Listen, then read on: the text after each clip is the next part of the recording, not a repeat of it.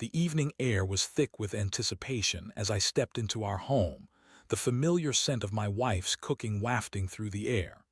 I had just returned from a long day at work, where I had been battling my rival, Mark, for a lucrative contract that could elevate our business to new heights. Little did I know, the real battle was waiting for me just beyond the threshold of our front door. As I entered the living room, I heard laughter, a sound that had once brought me joy but now felt like a dagger to my heart. I followed the sound, my gut twisting in knots. I found them there, entwined together on our couch, their bodies closed, sharing a moment that was meant to be ours. My wife, Sarah, looked up and her laughter faded into a gasp of horror as she met my gaze. Time froze. The world around me faded away. The shock washed over me like ice water, numbing every part of my being. I could see the flicker of guilt in her eyes, but it was too late. The betrayal was laid bare before me, raw and undeniable. Mark, the man I had seen as a rival in business, had become my rival in love. In that moment, rage coursed through my veins. I felt the heat of betrayal igniting a fire within me, a primal urge to fight back, to reclaim what was mine. I had built my life around trust, loyalty, and partnership, and here was Sarah, the woman I had shared my dreams with, shattering it all for a man I loathed. The betrayal felt like a physical wound, deep and festering. I turned on my heel and stormed out, needing to escape the scene of my humiliation. The cool night air hit my face as I stepped outside, grounding me momentarily. I could hear the muffled sound of Sarah calling my name, her voice tinged with panic, but I didn't turn back. I needed to think. I needed a plan. As I walked through the quiet streets, my mind raced. I had always been the rational one, the one who took pride in making calculated decisions. But now emotion clouded my judgment, making every thought feel like a swirling vortex of pain and indignation. How could she do this to me? How could she betray the vows we had made? All I could see was Mark's smug grin, the way he had always tried to one-up me in business, and now he had taken the one thing that mattered most. I felt a wave of determination wash over me, a fierce resolve to not just confront this betrayal but to obliterate it. I would not be the man who let this slide. I would not be the victim. In that moment, I made a choice. I would destroy him, not just in business but in every way possible.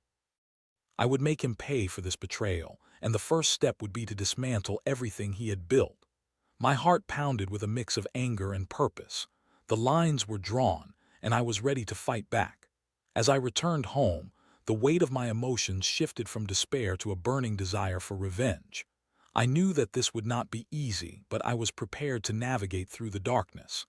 I would take my pain and turn it into something powerful, something that would leave a mark. In the days following that fateful evening, I found myself lost in a haze of disbelief and anguish. I replayed the moment over and over in my mind, each iteration sharpening the edges of my pain.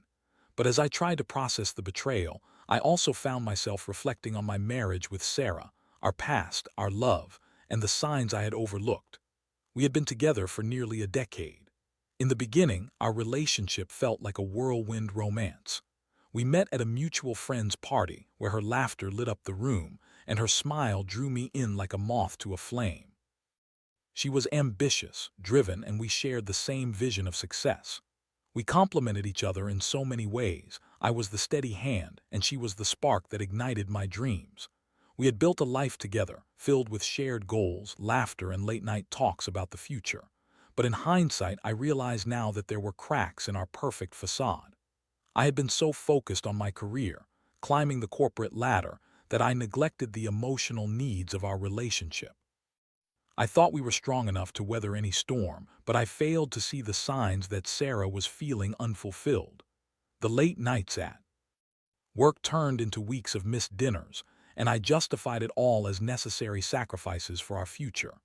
There were whispers of discontent, her distant looks during our conversations, her growing frustration when I would forget the little things, like anniversaries or date nights. I remember brushing it off, convincing myself that it was just a phase. I thought we were in sync, but I was blind to the disconnection that was creeping in. I had taken her for granted, and now it felt like the universe was punishing me for my negligence. As I sat in my office, Staring blankly at the walls adorned with accolades and framed contracts, I felt an overwhelming sense of loss.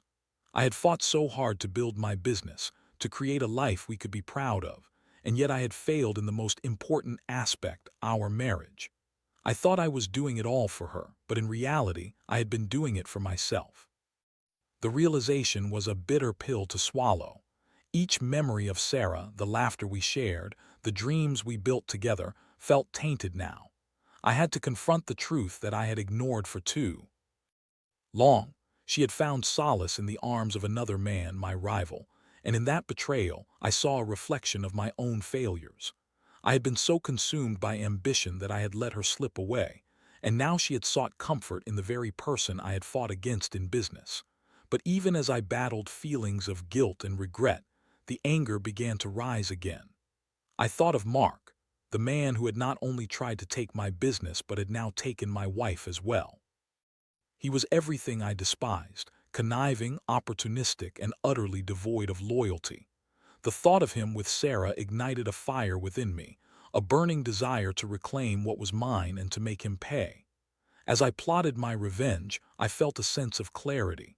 This was not just about Sarah, it was about standing up for myself. I had been wronged, and I would not let anyone take advantage of me.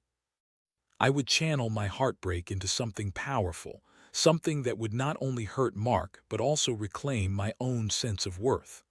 I began to devise a plan, one that would not only dismantle my rival's business but also serve as a lesson to anyone who dared to cross me.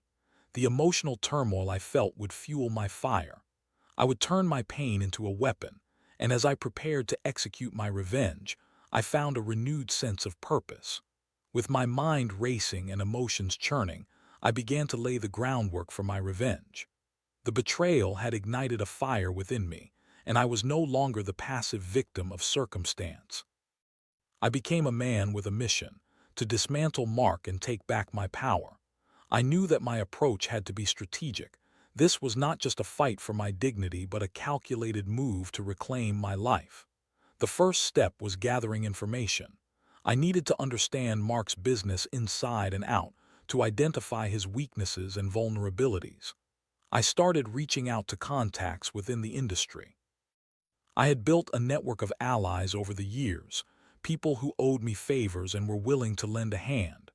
I leveraged my connections, asking questions, gathering intel, and piecing together a picture of Mark's operations. I learned that Mark had recently expanded his business into new territories, a move that had stretched his resources thin. His company had been gaining traction, but I discovered that he was struggling to maintain quality control. There were whispers of discontent among his employees, and I began to formulate a plan that would exploit these weaknesses. Next, I focused on the financial aspect. I knew that Mark had taken significant loans to fund his expansion, and I was determined to find a way to create financial strain. I started investigating his partnerships, looking for opportunities to undermine his credibility. I reached out to suppliers and vendors, planting seeds of doubt about his reliability. I painted a picture of a company that was on the brink of collapse, one that could not be trusted to deliver on its promises. But it wasn't just about business, it was personal. I wanted Mark to feel the weight of his betrayal, to understand that he had crossed a line that could not be uncrossed. I spent sleepless nights poring over every detail, mapping out my strategy like a general preparing for war. Each step was meticulously planned, and I felt a rush of adrenaline each time I took a new action. I also had to confront the moral implications of my choices. I had always prided myself on being a principled man, someone who played fair and valued integrity. But the betrayal had shattered my sense of right and wrong. I found myself justifying my actions, convincing myself that this was necessary, that Mark had brought this upon himself. I reminded myself that I was not just fighting for my business, I was fighting for my self-respect. As I honed my strategy, I felt a strange sense of liberation. I was no longer the passive husband, the man who had been wronged. I was becoming a force to be reckoned with, a man willing to do whatever it took to reclaim what was rightfully mine. I would not let my emotions cloud my judgment. I would be cold, calculated, and ruthless. In the quiet moments as I plotted my course, I also had to confront the reality of my marriage. I thought about Sarah and the life we had built together. The memories of our laughter, our shared dreams, felt like a distant echo. I knew that once I executed my plan, there would be no going back. I was prepared to leave her behind, to sever ties with the woman who had betrayed me, but a part of me still mourned the loss of what we once had. As I stood at the precipice of my revenge, I felt a mix of excitement and trepidation. I was ready to take action, to unleash my plan upon Mark and watch as everything he had worked for crumbled before him. The fire of betrayal fueled my resolve, and I was prepared to embrace the darkness within me. I had become a man transformed, and there was no turning back. The day I had been preparing for finally arrived. I felt a surge of anticipation as I put my plan into motion. Every sleepless night, every moment spent plotting, was culminating in this moment. I had spent weeks gathering information, and now it was time to execute the first phase of my revenge against Mark. I started with his supply chain. I had discovered that Mark relied heavily on a particular supplier for a key component of his product. I reached out to this supplier, posing as a concerned industry insider. I painted a picture of Mark's company as one in turmoil, emphasizing the financial strains and the potential for unreliability. I planted seeds of doubt, warning them that Mark's business might not be around much longer and suggesting they might want to consider diversifying their partnerships. The supplier, eager to stay on the cutting edge of the industry, took my words to heart. Within days, I received word that they had begun discussions with my company about a potential partnership. I felt a surge of satisfaction. This was just the beginning. I was starting to see the fruits of my labor, and with each small victory, my confidence grew. Next, I turned my attention to Mark's employees. I knew that morale was low, and I wanted to exploit that weakness. I arranged a casual meetup with a few former employees of Mark's company, utilizing my network to find people who had left on less than ideal terms. I listened to their grievances, their frustrations, and then I offered them a chance to come work for me. I painted a picture of a company that valued its employees, one that was on the rise and would treat them with the respect they deserved. As I began to recruit disillusioned employees, I could sense the tide turning. Mark's workforce was becoming increasingly unstable, and whispers of my company's resurgence began to spread. I had successfully positioned myself as a viable alternative to Mark's company, and I could feel the pressure mounting on him. But it wasn't just about the business side of things. I had to make sure Mark felt the emotional weight of his betrayal. I arranged for a few social encounters with mutual acquaintances, subtly dropping hints about my newfound success and the growing buzz around my company. I wanted him to feel the sting of losing not just his employees but also the respect of his peers. I wanted him to know that I was winning and that he had made a grave mistake. Then came the most dangerous part of my plan, hitting Mark where it hurt the most, his reputation. I had discovered some questionable practices in his business dealings, practices that could easily be considered unethical. I began to gather evidence, documenting everything I could find. I reached out to industry insiders, dropping hints about potential investigations into his company. I knew that if I could create enough doubt, it could lead to a formal inquiry that could cripple his business. As I executed each part of my plan, I felt a strange sense of exhilaration. I was no longer the victim. I was the architect of my own revenge.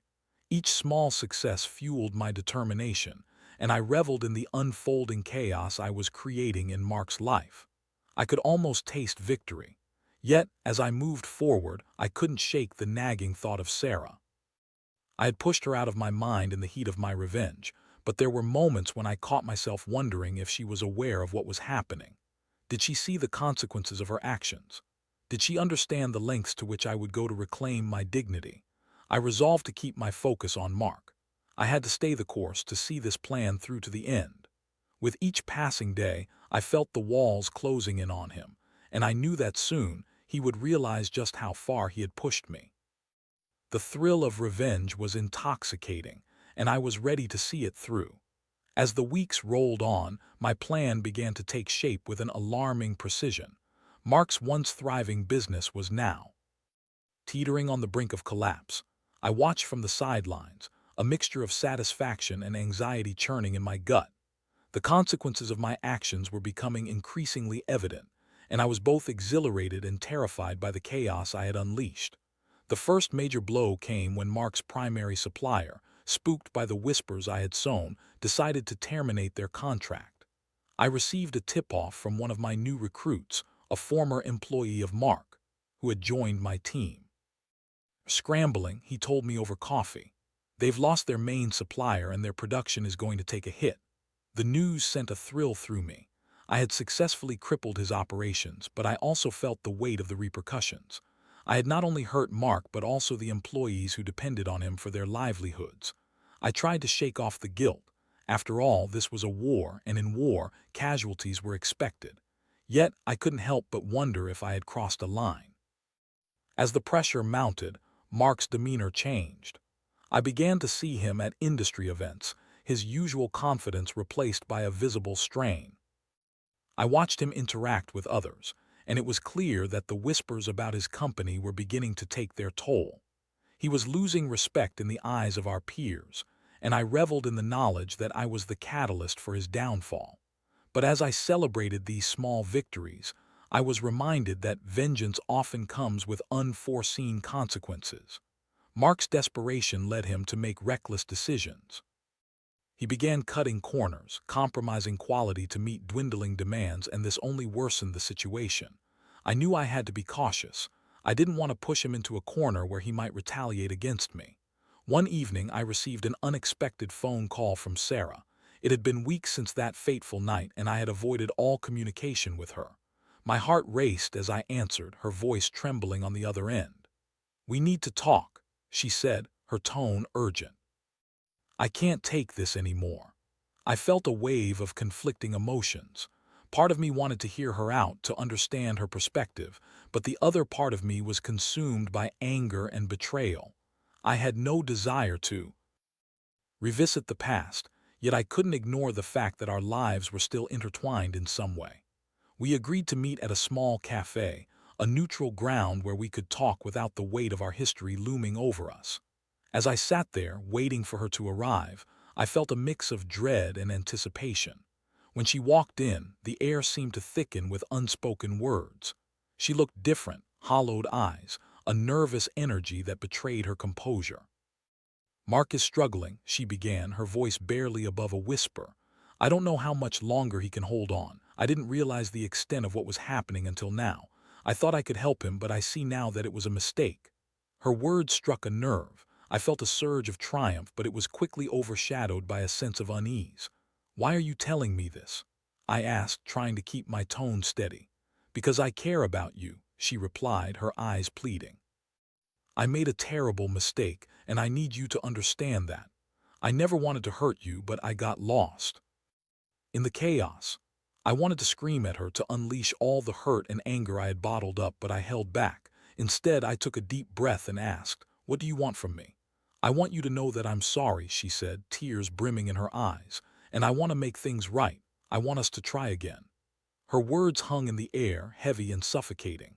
I had spent weeks plotting my revenge, channeling my pain into a desire for retribution. But now, faced with Sarah's remorse, I found myself questioning everything. Could I forgive her? Could I really move past this betrayal? As I left the cafe, I felt a tumult of emotions swirling within me. My plan was working. Mark was faltering, but the prospect of reconciliation with Sarah loomed like a dark cloud. I was at a crossroads. My revenge was within reach, but at what cost? I had to decide what I truly wanted. Would I continue down this path of destruction, or would I find a way to heal, to move forward without the weight of vengeance? The consequences of my actions were cascading around me, and I knew that the final choice would define not just my relationship with Sarah, but also who I was becoming in the wake of this betrayal. The days that followed my meeting with Sarah were a whirlwind of conflicting emotions. I had spent so much time consumed by revenge that I hadn't truly considered what it would mean to move on. Mark's business continued to falter, and I felt the exhilaration of my victory mingled with a growing sense of emptiness.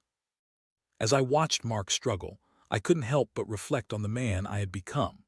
The anger and pain that had fueled my actions had transformed me into someone I barely recognized. I had become obsessed with vengeance, and while it had brought me temporary satisfaction, it had also left a void in my heart. I realized that my quest for revenge had not only cost Mark his livelihood, but had also taken a toll on my own soul. One night, as I sat alone in my office, I stared at the framed pictures of happier times, Sarah and me at our wedding, our vacations, the laughter we once shared. I felt a wave of nostalgia wash over me, and for the first time I allowed myself to confront the truth. I missed her. I missed the connection we had, the partnership we built. But could I ever truly forgive her for what she had done? That question lingered in the air like smoke. I knew that holding onto my anger would only continue to poison my life. I had spent weeks plotting Mark's destruction, but in the process, I had lost sight of my own happiness. I needed to find a way to reclaim my life, to move forward without the weight of this bitterness dragging me down. I decided to confront Mark one last time.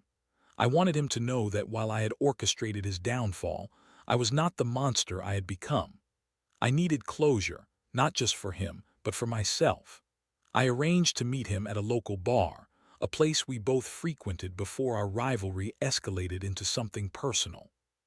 When I arrived, I found him sitting alone at the bar, his demeanor a stark contrast to the confident man I had once known. He looked worn, defeated. As I approached, he glanced up, surprise flickering across his face. "What do you want?" he asked, his tone flat, almost defeated. I took a deep breath, steadying myself. "I wanted to talk," I said, "about everything that's happened." Mark eyed me warily, but he nodded. "Fine, what is there to say? You've won, you've taken everything from me." "No," I said, my voice firm. "I didn't come here to gloat, I came to make sense of this mess. I don't want to be defined by this feud anymore. I want to move on." He looked at me, confusion etched on his face. "You think it's that easy? You've ruined me." "I didn't ruin you," I shot back, the anger flaring momentarily. "You made choices just like I did, but I'm done playing this game. I don't want to be your enemy anymore." Mark seemed to consider my words, the tension between us palpable. "What do you want from me?" he asked, his voice softer now. "I want to clear the air," I replied. "I want to put this behind us. I don't want to be consumed by this hatred anymore. It's exhausting."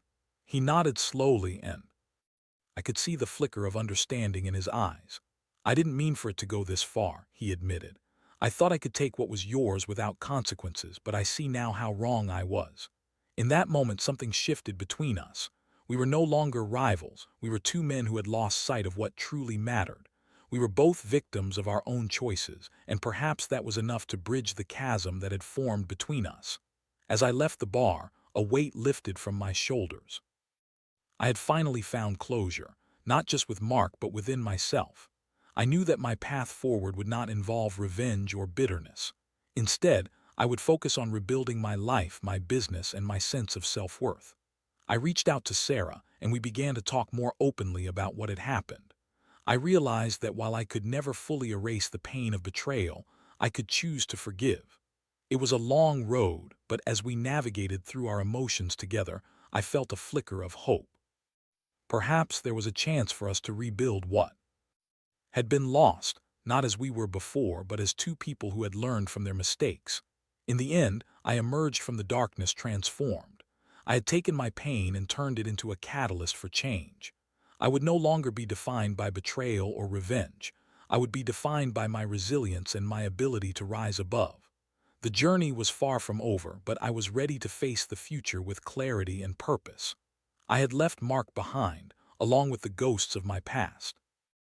I was ready to embrace a new chapter in my life, one where I could find peace, love, and perhaps even redemption.